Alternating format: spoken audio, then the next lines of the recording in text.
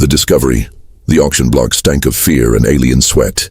Captain Sarah Chen stood in chains, her wrists bleeding from the metal cuffs.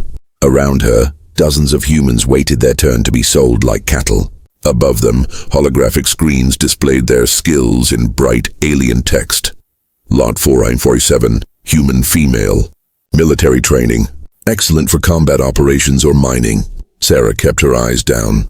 After 6 years as a slave, she had learned the rules. Don't look at the buyers. Don't speak. Don't fight. Survive one more day. The auction hall buzzed with alien voices.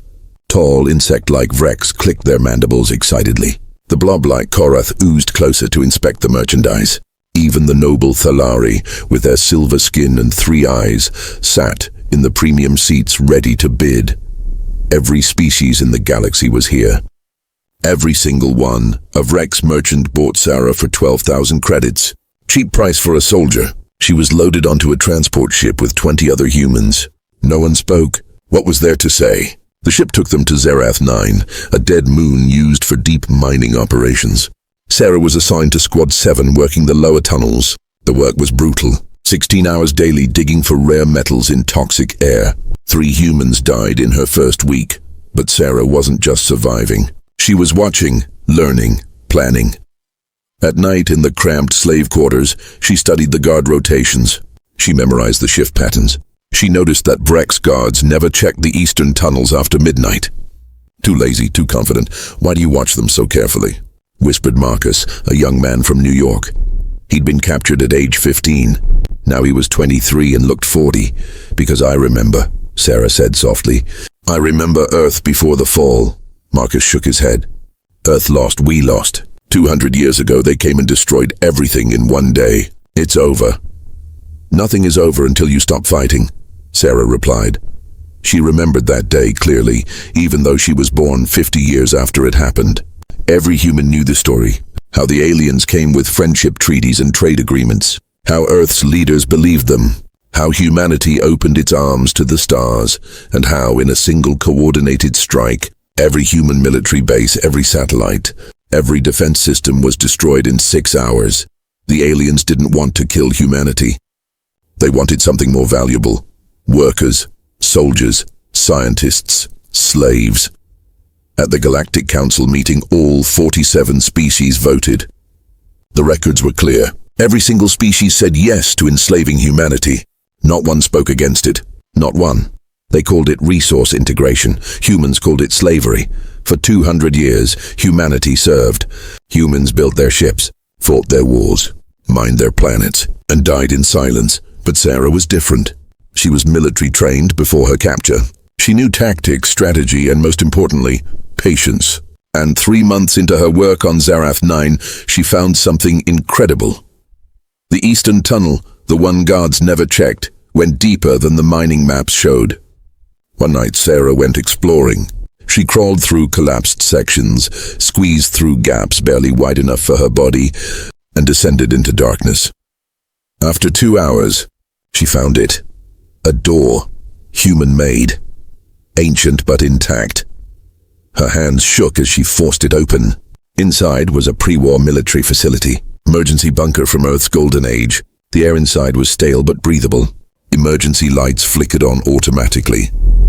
Sarah walked through the corridors like a ghost visiting her past. She found weapons lockers empty now, supply rooms picked clean. But then she entered the command center, and there it was, still working, still waiting, a long-range quantum communicator.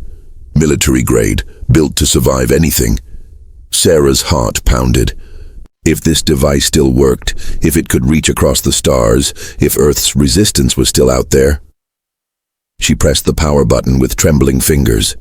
The screen glowed blue. Systems activated. The encryption was old, but Sarah remembered the codes from her training. Every soldier memorized them. She typed carefully, Shadow Protocol active. Location, Zerath 9, request extraction. Captain Sarah Chen, service number 7743 Alpha, humanity endures. She pressed send. The message shot into space at faster than light speed, bouncing through quantum relays, searching for any human receiver still listening after 200 years of silence. Sarah didn't know if anyone would answer. She didn't know if Earth's resistance even existed anymore, but she knew one thing with absolute certainty. The galaxy had made a terrible mistake. They thought humans were broken. They thought slavery had destroyed humanity's spirit. They thought 200 years was enough to make people forget who they were. They were wrong. As Sarah climbed back to the surface, she smiled for the first time in years. Above her, the alien guards walked their patrols. Around her, the slave camps stretched for miles. Beyond that, 47 civilizations continued their business, confident in their power. None of them knew that everything was about to change. The signal was traveling. The message was sent. And somewhere in the darkness of space, someone was listening. The awakening. The signal traveled for 3 days through the quantum relay network. It passed through dead satellites, abandoned outposts, and forgotten military installations. Finally, it reached a hidden station buried deep beneath Earth's Pacific Ocean. Admiral Marcus Drake was 72 years old. He had spent 50 years waiting for this moment. When the alarm sounded in the command center, his hands didn't shake. He simply smiled. "Sir, we have incoming signal," Lieutenant Park announced, her voice tight with emotion. "Shadow protocol. It's real." Drake walked to the central console. Around him, 200 personnel stopped working and stared. Everyone knew what Shadow Protocol meant. A captured soldier had found a pre-war facility. Someone was calling for help. "Location?" Drake asked calmly. "Zerath 9, mining colony. Vrex-controlled territory." Drake nodded slowly. "How many humans are there?" "Intelligence estimates 4,000 slaves. Maybe more." The command center fell silent. 4,000 lives. 4,000 humans waiting for rescue. For 200 years, the remnant had been preparing, building, planning, waiting for the right moment. "Gentlemen, ladies," Drake said quietly, "send activation codes to all cells. Every planet, every station, every hidden ship." Lieutenant Park looked up, eyes wide. "Sir, that's the full network. If we activate everyone now, the waiting is over," Drake interrupted.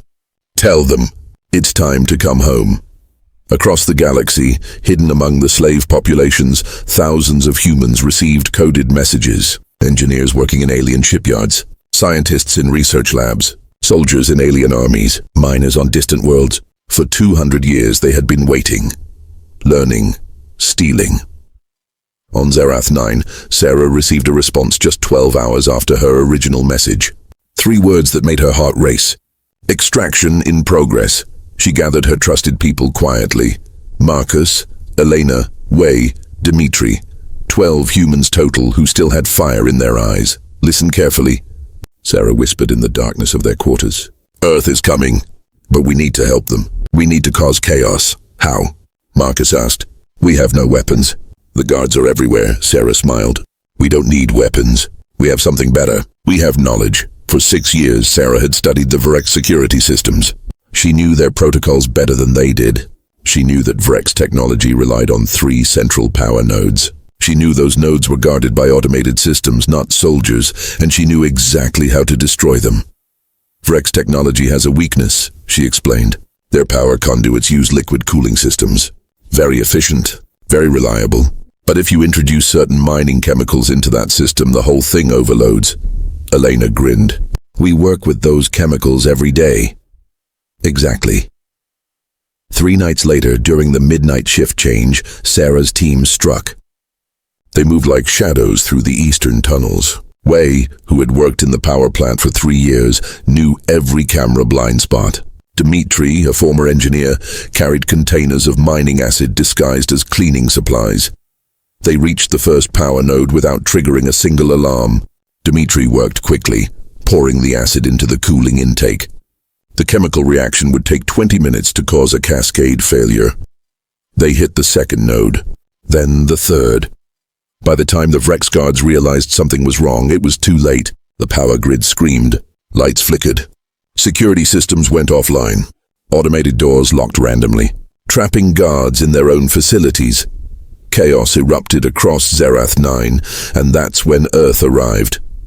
The human fleet dropped out of faster-than-light travel at the edge of the system. 30 ships, not massive warships, but fast, deadly strike craft. Each one built in secret over decades, using stolen alien technology improved by human engineering. The Vrex defense fleet scrambled to respond. 15 heavy cruisers against 30 human ships. The aliens expected an easy victory. They were wrong. Human pilots flew differently. They didn't follow the standard galactic combat protocols that every species learned. They used aggressive maneuvers that seemed suicidal. They rammed damaged ships into enemy vessels. They set traps using fake surrender signals. The battle lasted 40 minutes. When it ended, all 15 Vrex cruisers were destroyed. Earth lost 9 ships, but every pilot knew the risks. They had volunteered. Admiral Drake watched from his flagship, the Defiance. Send drop teams. Get our people out. Down on Zerath 9, Sarah heard the explosions in orbit. She gathered every human she could find. Run! Head to the landing fields! Earth is here! 4,000 humans broke their chains that night. They ran through the darkened colony, past confused guards, past burning buildings. Some fought with mining tools and bare hands. Others just ran. Human transport ships landed in the mining fields. Soldiers in black armor jumped out, weapons raised, securing the area. Sarah reached the first transport, tears streaming down her face. "Welcome home, Captain," said the soldier, offering his hand. Sarah took it. It's good to be found. But Zerath 9 was just the beginning. Across the galaxy, on 12 different worlds, the same scene repeated. Human cells activated. Slaves rebelled. Earth's hidden fleet struck fast and disappeared. News reached the Galactic Council within hours. The response was immediate and predictable. The council president, an ancient Thalari named Vexthor, watched the reports with 3 eyes narrowed in disbelief. "Humans, the slaves are attacking us," his military advisor shifted nervously. "Yes, Excellency. Coordinated strikes, 12 worlds, thousands freed," Vexthor laughed. It started as a chuckle and grew into full, arrogant laughter. Around the council chamber, representatives from all 47 species joined in. "Send a message to these rebels," Vexthor said, still smiling. "Tell them if they surrender now, we will only execute their leaders." Mercy for the workers, the message was sent. Earth's response came 6 hours later, not in words, but in action. A Thalari supply convoy, 50 ships carrying food and weapons, vanished between star systems. All 50 ships, no survivors, no wreckage, just gone. The council stopped laughing. Admiral Drake sat in his command chair reading the reports. Around him, officers worked quietly, efficiently. Earth's fleet was mobilizing. 200 years of preparation was about to be unleashed, sir. Lieutenant Park asked quietly. "What do we do now?" Drake looked at the star map showing the Galactic Council's territory. 47 civilizations, trillions of beings. All of them had voted to enslave humanity. All of them would now face the consequences. Now, Drake said softly, now we remind them why humans studied war for 10,000 years. We show them what happens when you cage an apex predator. He pressed a button. Across the fleet, orders transmitted. Commence Operation Fury. The galaxy was about to learn a terrible lesson. Humans didn't just fight to win, they fought to make sure you never threatened them again. The Fury, the Galactic Council met in emergency session. Holographic displays showed burning colonies and missing fleets. Panic filled the chamber like poison gas. "How many ships have we lost?" demanded Vexthor, his silver skin turning dark with anger. 147 vessels in 3 weeks, replied the military coordinator, a insect-like Vrex named Crixtar. But the numbers don't tell the full story. "The humans, they fight differently." "Different how?" asked a Korath representative, its blob-like body trembling. Crixtar pulled up battle footage. The council watched in silence. Human ships didn't engage in traditional combat. They used asteroids as weapons. They hid in nebula clouds and ambushed convoys. They broadcast fake distress signals to lure ships into traps. They damaged vessels and let them limp home, spreading fear among survivors. "This is not warfare," Vexthor hissed. "This is terrorism." "No," said Admiral Drake's voice, suddenly broadcasting into the chamber. Every screen showed his weathered face. "This is guerrilla warfare. Humanity invented it 3,000 years ago. You should have studied our history more carefully." Security scrambled to cut the transmission, but Drake continued speaking. "For 200 years, you used us. You made us build your ships, fight your wars, mine your planets. You thought we were broken, but we were learning. Every human slave in your factories studied your technology. Every human soldier in your armies memorized your tactics. Every human scientist in your labs stole your secrets. The transmission cut off. But the damage was done. Across the galaxy, billions watched the recording. The slaves were not just rebelling. They had a plan. On the freed world of Zarath 9, Sarah Chen trained former slaves for combat. Most had never held weapons before, but they had something more valuable than training. They had rage. Listen, Sarah told a group of 200 recruits. The aliens fight with honor codes. They follow rules, traditional formations, predictable strategies. We will not, she pointed to a star map. They expect us to defend our positions. Instead, we attack everywhere and defend nowhere. They expect us to value our lives. We will trade ships for victory without hesitation. They expect mercy. We will give them extinction. Marcus, now her second in command, raised a concern. Sarah, if we fight like this, we become monsters. Sarah's eyes went cold. They made us monsters. We're just perfecting what they started. The Council's response came faster than expected. They assembled the largest fleet in galactic history. 10,000 warships from 30 different species. Enough firepower to glass entire planets. Admiral Drake watched the fleet approaching through his sensors. His own fleet numbered only 300 ships. The odds were impossible. All ships, this is Drake, he transmitted. They think numbers matter. They think bigger fleets win wars. They're wrong. Today we teach them the difference between fighting and surviving. We fight. They survive. Maybe. The two fleets met near the Hadris Nebula, a massive cloud of gas and dust. The Council fleet advanced in perfect formation, like they were in a parade. Professional, organized, predictable. The human fleet scattered. What are they doing? Vexthor demanded from his command ship, watching the tactical display. They're running? But humans weren't running. They were hunting. Small human strike craft dove into the nebula, using the gas clouds to mask their signatures. Council ships followed, trying to maintain formation. That was their first mistake. Inside the nebula, human pilots saw everything. They had stolen and improved alien sensor technology. Meanwhile, Council ships were blind, following standard protocols that required visual confirmation before firing.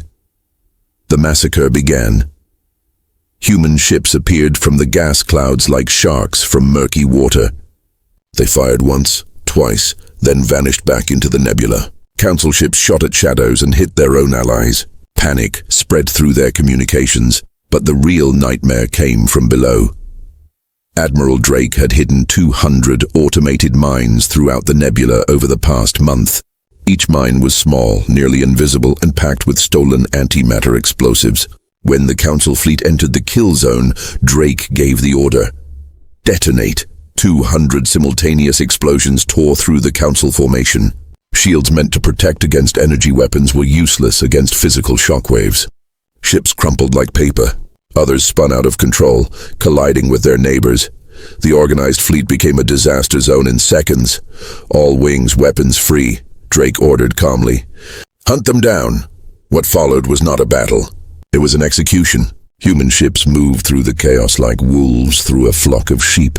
They targeted engines first, crippling ships so they couldn't escape. Then they destroyed life support. Let the crew suffer. Let them send desperate messages home. Let the galaxy hear their screams. On the Council flagship, Vexthor watched his fleet die. Retreat. All ships retreat. But there was nowhere to run. Human ships had surrounded the nebula.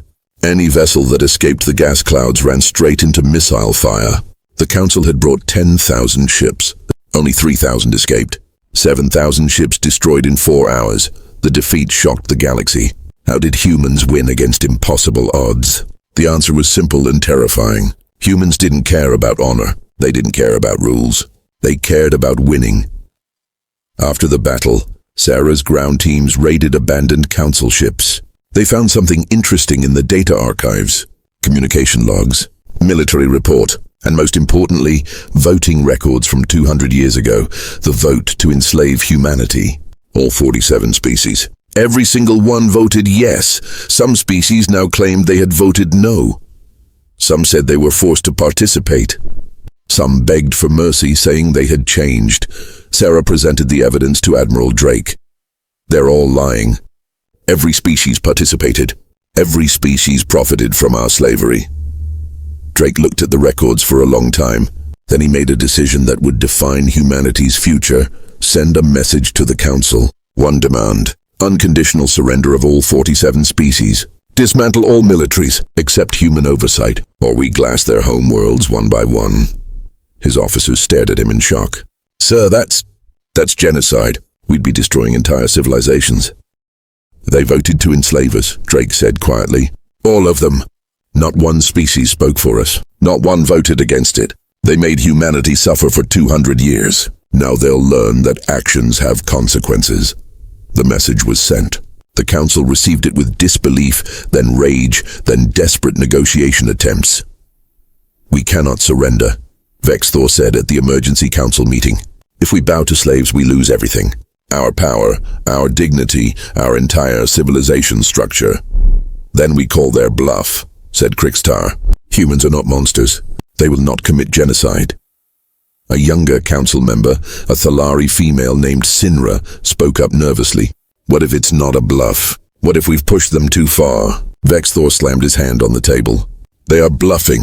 No civilized species would destroy entire worlds. Send our refusal. We will rebuild our fleets and crush this rebellion properly. The refusal was sent to Earth. Admiral Drake read it without emotion. Then he gave the order that would change everything.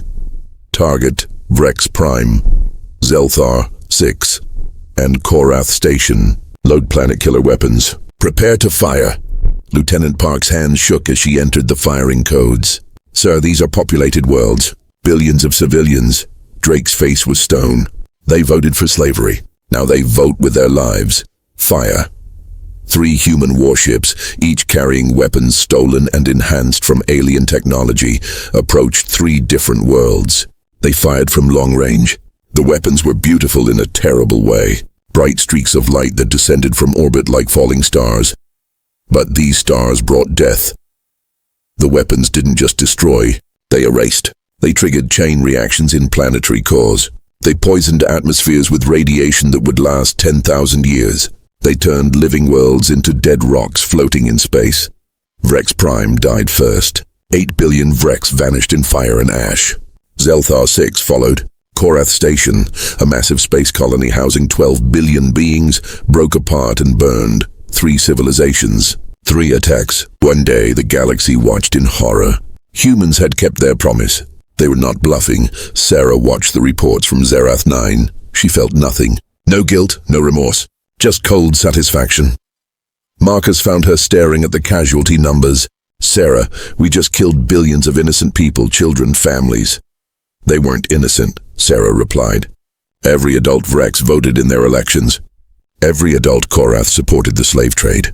They profited from our suffering. They are not innocent. But the children would have grown up to enslave more humans, Sarah interrupted. This isn't revenge, Marcus. This is prevention. We're making sure they never threaten humanity again. Ever. The council chamber descended into chaos. Species blamed each other. Some wanted to surrender immediately. Others wanted to fight to the last ship. Fear spread like disease. And in Earth's command center, Admiral Drake prepared the next list of targets. 47 species had voted for slavery. 3 were now extinct. 44 remained. Send the message again, Drake ordered.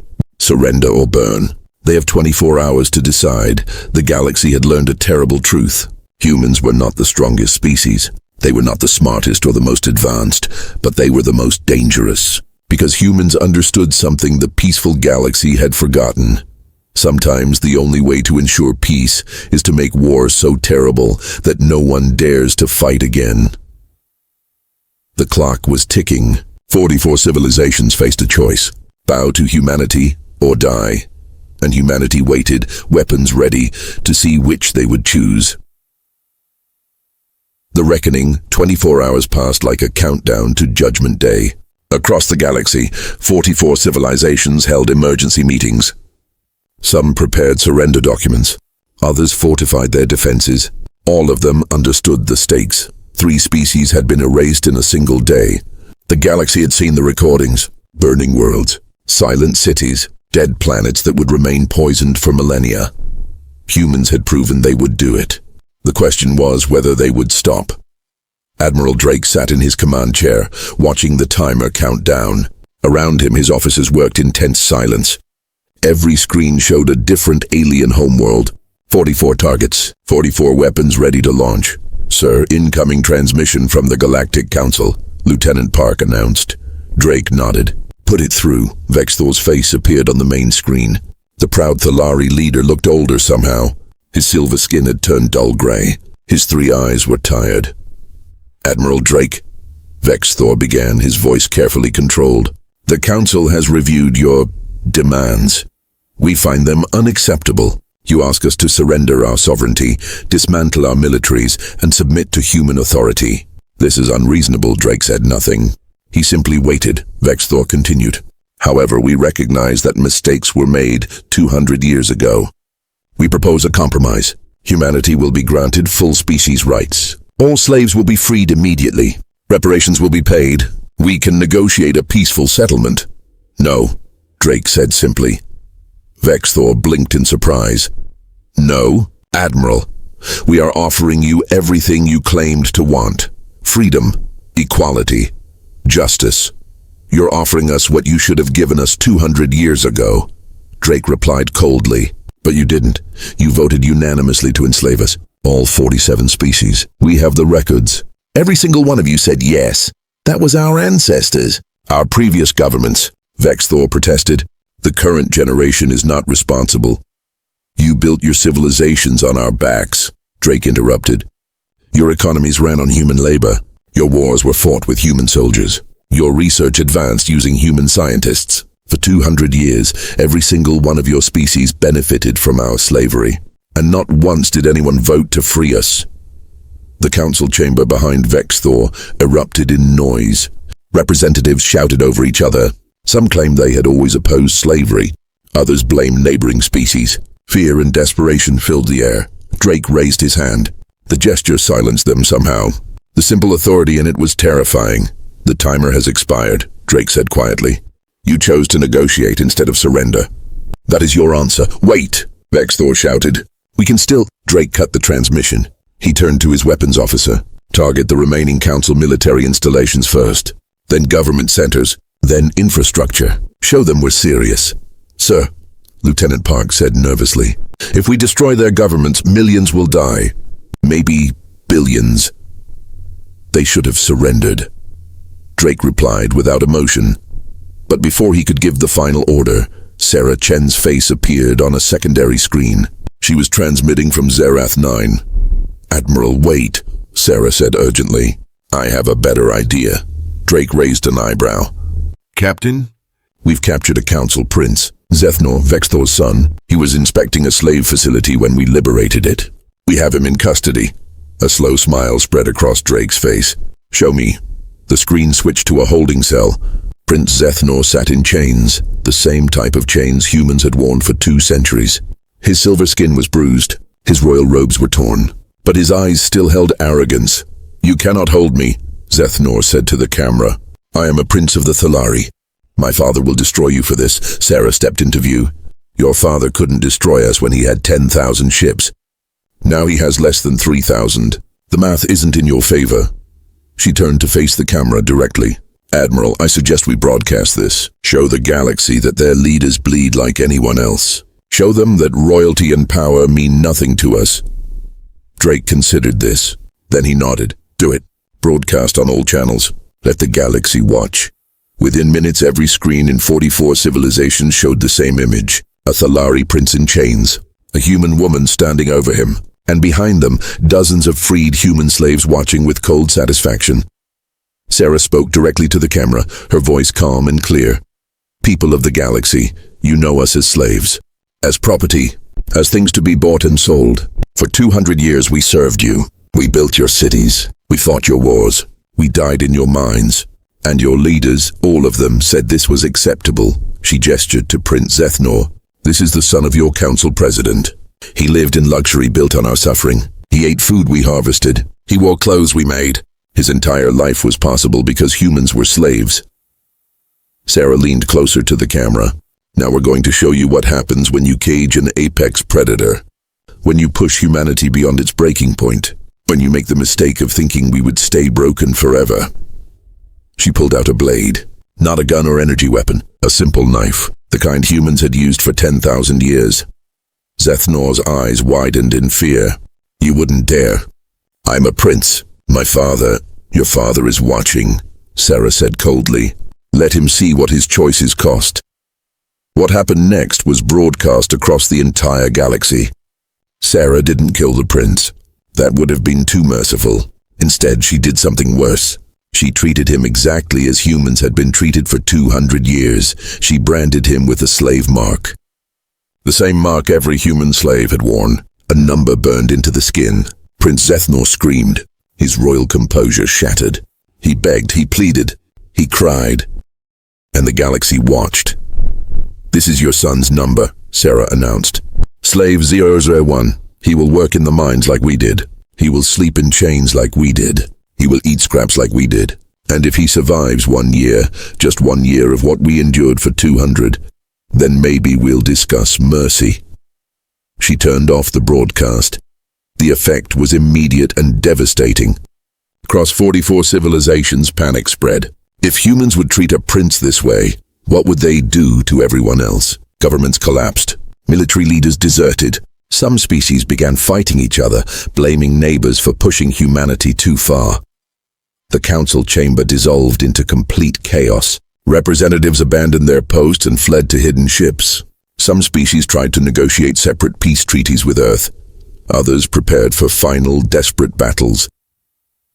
Vexthor sat alone in the empty chamber, staring at the screen that had shown his son being branded.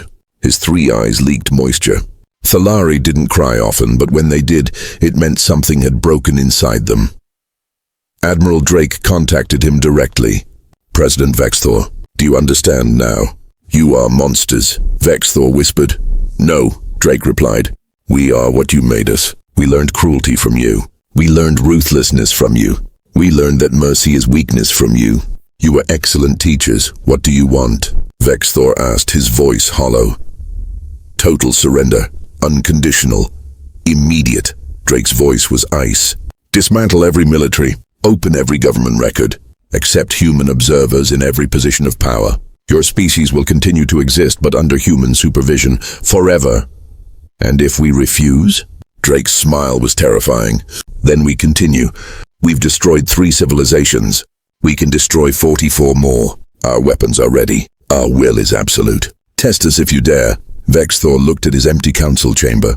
His missing representatives. His captured son. His burning fleets. His dead allies. He had no choice. The Thalari. Surrender, he said, the words like poison in his mouth. Smart choice, Drake replied. Transmit your surrender codes. Order all Thalari vessels to power down weapons. You have 1 hour. Over the next 6 hours, 31 species surrendered. They had watched 3 civilizations die and a prince enslaved. They had seen human ruthlessness firsthand. They chose survival over pride, but 16 species refused. Some out of arrogance, some out of desperation, some because they believed they could still win. They were wrong. Admiral Drake didn't hesitate. He gave the order, and human fleets moved. Not to negotiate, not to threaten, to erase. The galaxy watched in horror as 16 more civilizations burned. Some fought back desperately, others tried to flee. None succeeded. Human ships were faster, more aggressive, and completely ruthless. They showed no mercy because none had been shown to humanity. Planets died. Space stations crumbled. Entire star systems became graveyards. When it ended, the galaxy was silent. 47 civilizations had voted to enslave humanity 200 years ago. Now 31 remained as subjects. 16 were extinct, forever erased from history. Earth became the new galactic power by default. No one dared oppose them. No one wanted to be the next civilization erased. Years passed. The galaxy rebuilt under human supervision. Former slave worlds became human colonies. Alien species worked under human observation. Never quite trusted. Never quite free. Sarah Chen, now a general, stood in what used to be the council chamber. It was a human facility now.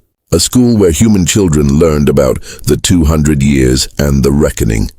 An alien journalist, one of the few allowed to interview humans, asked her the question everyone wanted answered. General Chen, looking back, do you regret the brutality? The billions who died? The civilizations erased? Sarah looked at the alien with cold, steady eyes. Every species that died voted to enslave us. Every being that suffered profited from our pain. We didn't start this war. We just finished it. But the violence, the cruelty, don't you think humanity became the monsters you fought against? Sarah smiled, but there was no warmth in it. We didn't become monsters. We already were monsters. Every species is. The difference is, other species pretend they're civilized while doing terrible things. We're honest about what we are. She turned to face the classroom where human children studied. For 200 years, the galaxy asked why humans were so violent. Why we studied war. Why we couldn't just be peaceful like other species. Now they know the answer, which is, we're violent because the universe is violent. We study war because peace is temporary. We can't be like other species because we learned the hard way. Mercy is something you show from a position of strength, not weakness. Sarah walked to the window overlooking Earth's restored cities.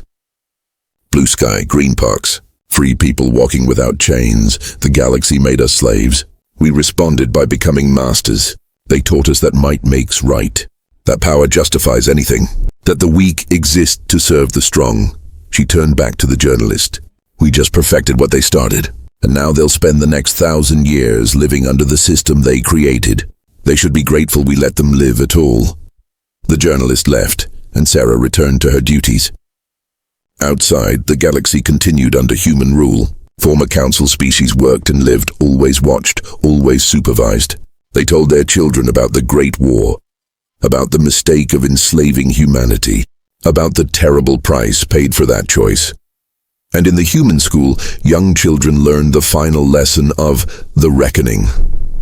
The lesson written above every classroom door, never again. 2 words, a promise and a threat. Humanity would never be enslaved again, and the galaxy would never forget what happened when they tried. The story ended not with peace but with understanding. The universe had learned that humans were not the strongest species, or the smartest, or the most advanced, but they were the most dangerous, because humans had one trait no other species possessed. When pushed to the edge, when everything was taken from them, when they had nothing left to lose, humans didn't surrender. They perfected revenge into an art form, and they made sure the galaxy would remember forever. The reckoning was over. The age of human dominance had begun, and the 47 civilizations that voted for slavery would spend eternity regretting that choice.